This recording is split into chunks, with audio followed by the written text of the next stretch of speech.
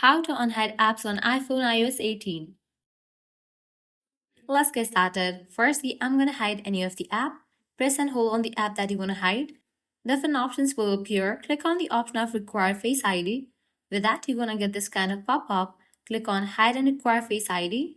With that, the Face ID will be enabled, or you'll need to type in your phone's passcode and the selected app will be hidden. Now, where can you find it or unhide it? For that, what you have to do is access to app library. Now scroll all the way down. Over here, you'll find this section of hidden. Click on it. Your Face ID will be enabled, or you'll need to type in your phone's passcode. After you go through that process, all the apps that you have hid will be available in this section. Now, how to unhide it? Press and hold on the app that you want to unhide. Click on Don't Require Face ID. With that, your Face ID will be enabled, or you'll need to enter your phone's passcode. With that, the app will be available in your home screen. By following same steps, you can unhide other app as well. So this is how you can easily unhide apps on iPhone in iOS 18. If this guide was helpful, don't forget to like, share and subscribe to our channel. Thanks for watching.